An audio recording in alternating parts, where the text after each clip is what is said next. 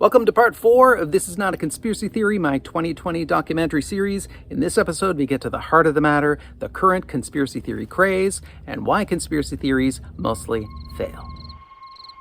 In the decades following the shocking public assassination of a president, a new kind of perspective emerges. Ladies and gentlemen, I hope you have pen and paper by your side tonight, because I'm going to be imparting to you some knowledge that is very difficult to come by. It's going to help you understand who is bringing about the changes that are destroying this country. In his influential book, None Dare Call It Conspiracy, Gary Allen calls this worldview the conspiracy theory of history. Like gravity drives the clockwork of the universe, it is believed that conspiracies drive the clockwork of history. Elites are thought to masterfully orchestrate reality and conceal their intentions. Gary Allen claims many of the major world events that are shaping our destinies occur because somebody planned them that way.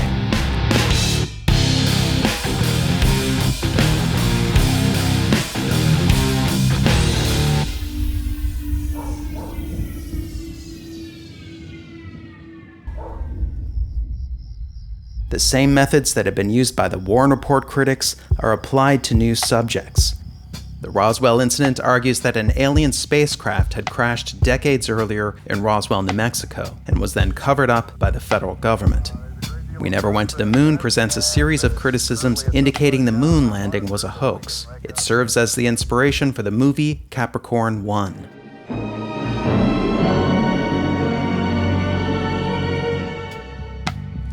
Holy Blood, Holy Grail contends that Jesus Christ had children with Mary Magdalene. Their descendants then became embroiled in a power struggle for European rule. The book was later a major source for Dan Brown's The Da Vinci Code. Conspiracies are soon appearing in mainstream movies like Rambo, where army bureaucrats betray American soldiers, and the massively popular E.T., which features a Roswell-inspired alien cover-up. The JFK conspiracy theories reached peak cultural saturation in the early 90s. Then you say you were struck. Well, my head went back To the left. Say that again. Back and to the left. The catalyst is Oliver Stone's 1991 film JFK, which gives the failed and forgotten case of Jim Garrison a heroic revival. The truth is the most important value we have, because if the truth does not endure, if the government murders truth, if we cannot respect the hearts of these people, then this is not the country in which I was born in, and it's certainly not the country that I want to die in. And the JFK assassination is also popular outside the mainstream with the counterculture. It appears in the indie film Slacker. The waitresses, went on record in the Warren Report as saying that Oswald didn't like his eggs and used bad language. My goodness. It's in serious novels by Don DeLillo and Norman Mailer. It's in the stand-up comedy of Bill Hicks, and it's in the popular but fringy TV series The X-Files.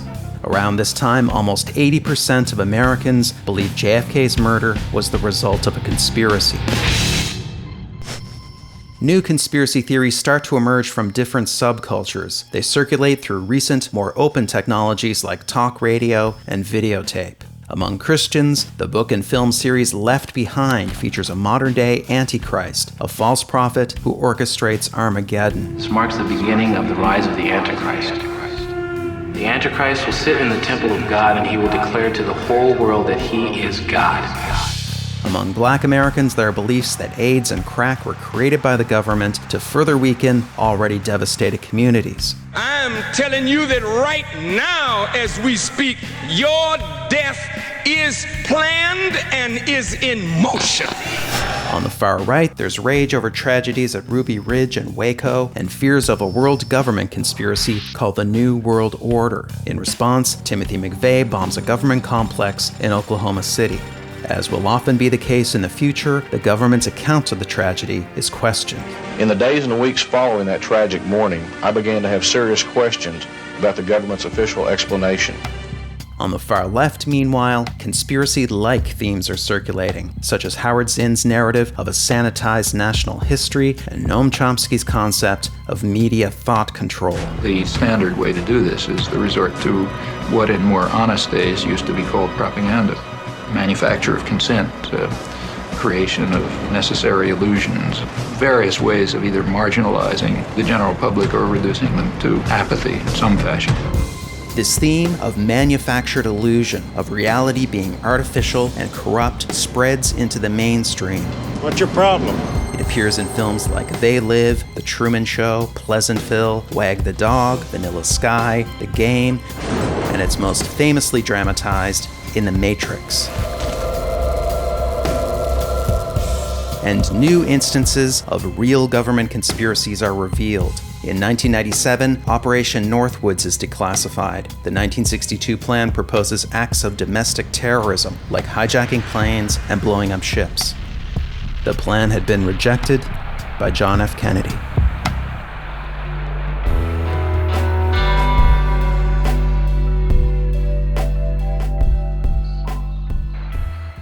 As the 21st century begins, many Americans are suspicious of the media, of corporations, and especially of the government. Through much of the last century, America's faith in freedom and democracy was a rock in a raging sea.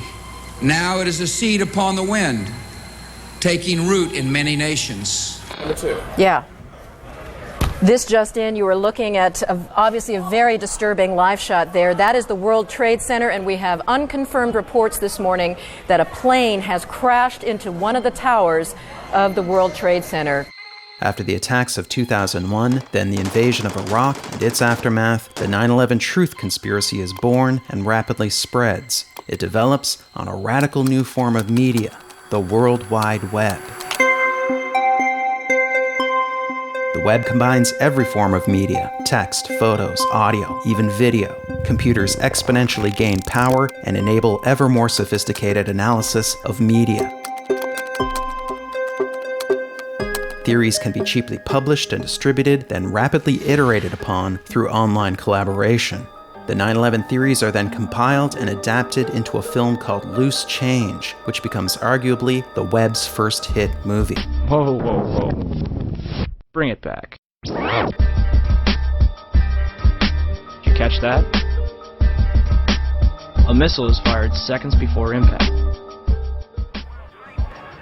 But despite the ongoing popularity of conspiracy theories, they had earned an extremely poor reputation because of their outrageous claims and low standards of evidence and logic. It is a metric, scientific, mathematical algorithm of tyranny that is extremely sophisticated, that can even predict the future. On the website and radio show InfoWars, host Alex Jones freestyles conspiracy theories based on headlines from around the web. Jones believes in the godlike omnipotence of elites and repeatedly speculates about witches, demons, and the Antichrist. The devil, the Antichrist, but the great beast, seen by all, internet, computers by all, there, 100 feet tall, with all the answers, predicting the future, knowing what you want, knowing your dreams. In 2009, another Dan Brown adaptation, Angels and Demons, mentions an 18th century secret society. We are under attack from an old enemy, the Illuminati.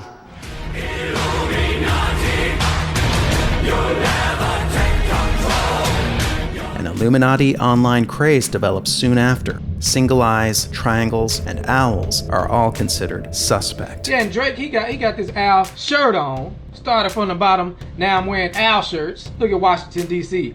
Owl. And most bizarre of all, the ancient belief that the Earth is flat resurfaces. Freemasons are thought to have begun the round Earth conspiracy in order to keep humanity spiritually enslaved. By removing Earth from the motionless center of the universe, these Masons have moved us physically and metaphysically from a place of supreme importance to one of complete nihilistic indifference. But it wasn't just these lower quality theories that were clearly wrong. Over the years, the claims of the premier conspiracy theory had been devastating.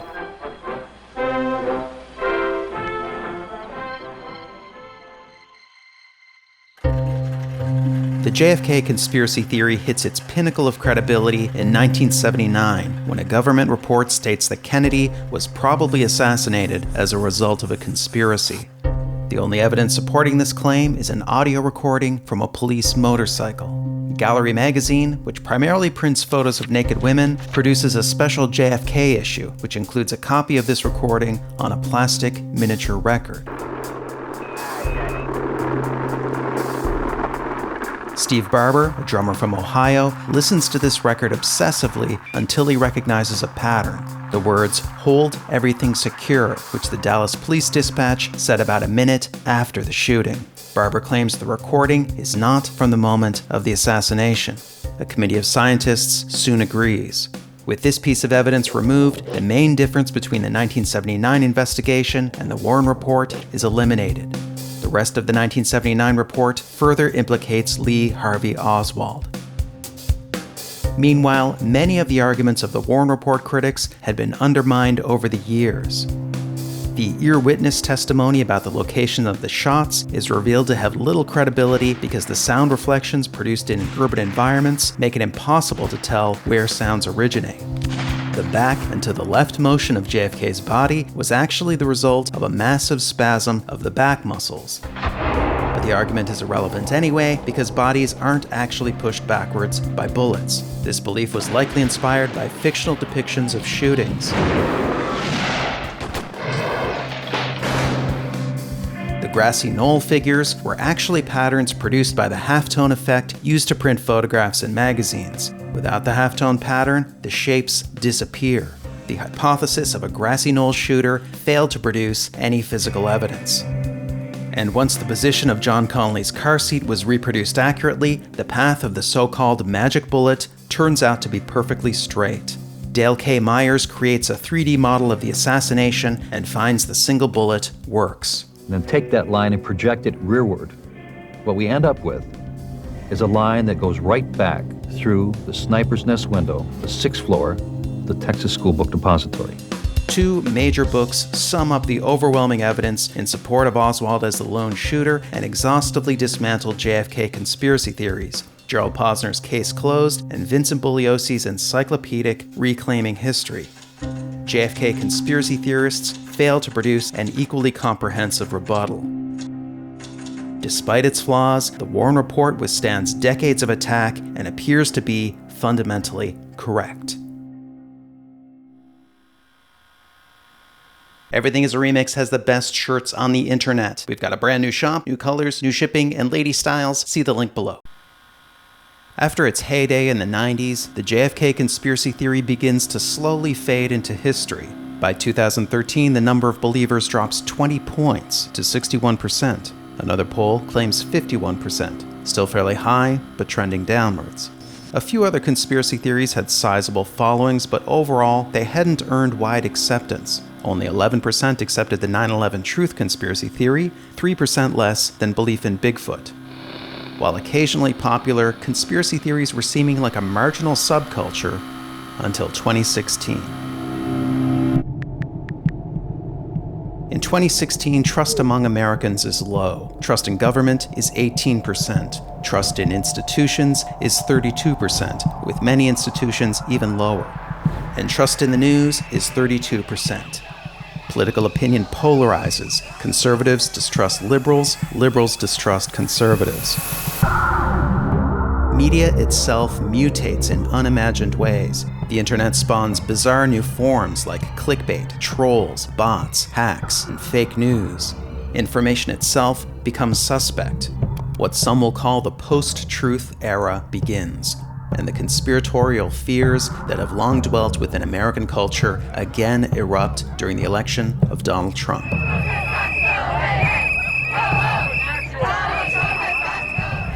The most influential conspiracy theorist is Trump himself, who had first captured national attention with his claim that President Barack Obama is not a U.S. citizen. Why doesn't he show his birth certificate? I think he probably... have to? Because I have to and everybody else has to. On social media, Trump consistently posts sensational claims of conspiracy. This is a conspiracy against you, the American people, and we cannot let this happen or continue. Trump even wonders if Ted Cruz's father was involved in the JFK assassination, a story from the National Enquirer. There's a powerful group of people out there that are secretly running the world. The top 1% of the top 1%, the guys that play God without permission. During this era of distrust, fear of conspiracy spreads across the entire political spectrum, and conspiracy theories offer clear and simple explanations that ease these anxieties. They promise a new, more powerful means of perceiving the world. They aspire to be the red pill to shut down the matrix and reveal reality. But they consistently fail to deliver on this promise. Conspiracy theories rarely, if ever, substantiate their claims. Their predictions mostly don't materialize. They don't produce cohesive, alternative explanations. Most of the time, conspiracy theories are just speculation. And because they fail to explain or predict, they leave us more distrustful, more confused, more afraid, more angry, and more hateful.